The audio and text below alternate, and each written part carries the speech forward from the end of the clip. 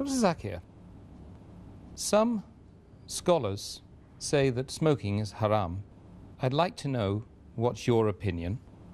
And does smoking invalidate the fast?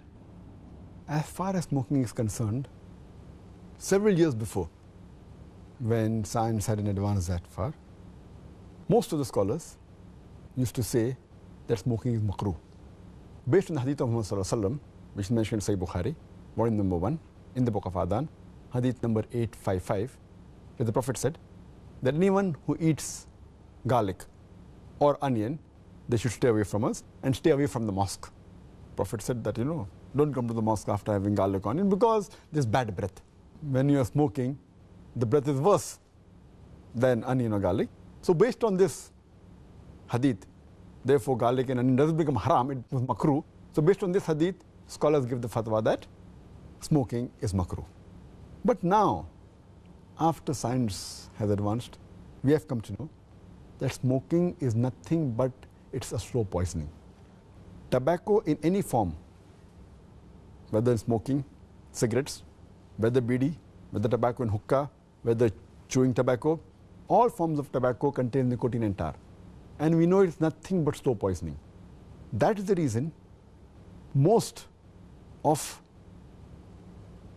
the non-Muslims also, they agree that smoking is haram. Not only the Muslim world, even the non-Muslim. That is the reason they put a statutory warning on the cigarette packs.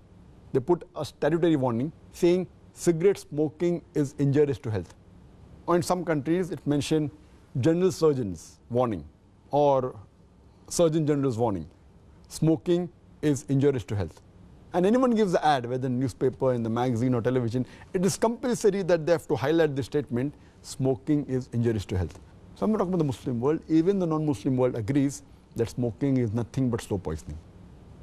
And today, according to statistics, the World Health Organization says that every year more than 4 million people die only because of smoking. And if you count the other forms of tobacco, it will be much more.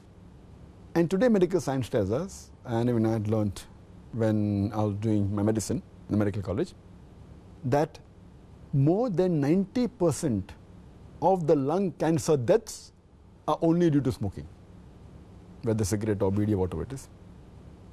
25% of the cardiovascular deaths are only because of smoking. 70 to 75% of bronchitis and related deaths are only because of smoking. Smoking is nothing but slow poisoning.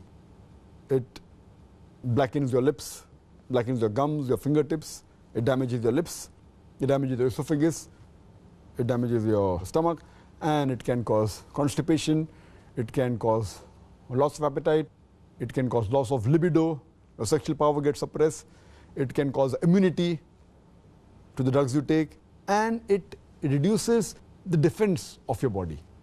And you can only give a talk on why smoking is haram, and I've given a talk on dietary laws in Islam, and I've covered this topic in detail. Time doesn't permit me here. But based on all these various research, there are today more than 400 fatwas. The majority of the scholars, they agree that smoking is haram, and all form of tobacco is haram.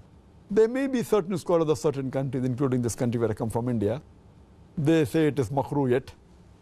But most of the scholars, otherwise, throughout the world, majority of them, they agree that smoking is haram. Allah says in the Quran, in Surah Araf, chapter number 7, verse 157, that you follow the prophet, the unlettered prophet who's mentioned in your law and scriptures. And further it says that this prophet asks you to do things which are good for you, tayyib for you. So take what he gives it to you, what is lawful and good. And he prohibits things which are khabith, things which are unlawful, things which are bad for you. So what a prophet gives, what he gives you which is good, take, and he prohibits you things which are khabith, unlawful, you have to abstain from it. This is the law. And Allah says in the Quran in Surah Baqarah chapter number 2, verse 195, make not your own hands the cause of your own destruction, indicating that do not kill your own self. Because smoking is nothing but slow poisoning, it comes under this category, something like suicide. Slow poisoning, every puff you take, you reduce your life. So based on this, there are more than 400 fatwas saying that smoking is haram. And furthermore, this is one of the major reasons why it's haram. Furthermore, Allah says in the Quran, in Surah Araf, chapter number 7, verse number 31, eat and drink, but do not be extravagant. Allah says in Surah Isra, chapter number 17, verse number 27, that do not be extravagant, do not be a spendthrift. For verily, a person who is a spendthrift is a brother of the Satan, is a brother of the devil. And we know that when we smoke, it's nothing but extravagance. It's nothing but taking a pound note or a few pounds, or taking a dollar note, the green dollar bill, or a pound, and lighting up with fire. When we smoke, when we light the cigarette, it's nothing but burning money, whether it be rupees, whether it be dollars, whether it be pounds, whether it be riyals. It's nothing but extravagance, which is haram in Islam. And you can give a list of reasons why it's haram. But just to cut it short, one more reason, that you cannot harm your own neighbor. You cannot harm your own brother. And in smoking, when you exhale out the smoke, it causes more damage to your neighbor. Passive smoking is more dangerous than active smoking. When the person who smokes, when he exhales out, if the person who's a neighbor inhales the smoke, it causes more damage to him than the person who smokes. That's the reason many countries like Singapore, etc., they've banned smoking in public places. In your personal house, you can do it. In public places, in government places, smoking has been banned. So based on this, it's haram. So smoking is haram. As far as the second part of the question is concerned, that does smoking invalidate the fast? Normally when a person smokes, the smoke goes into the lung, but there are some other particles also that go into the stomach. So when we smoke, besides the smoke going into the lungs, it also goes into the stomach, and there are some particles, there are some residual things.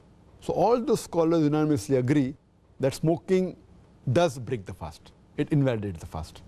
So when you're smoking, besides a person breaking the fast, he's even doing a sin, and that reduces the reward. And many people who are chain smokers, they don't smoke during fasting, but the moment the fast ends, after iftar, they take puffs and they keep on smoking the full night. And astaghfirullah, this again defeats the purpose of fasting, increasing of taqwa. And if a person can abstain from dawn to dusk, from the beginning of dawn to sunset, very well he can abstain from smoking from the cradle to the grave. So it's my advice, the chain smoker, Ramadan is a very good time where they can really stop smoking, and that will be a permanent part in their life, inshallah, for the future.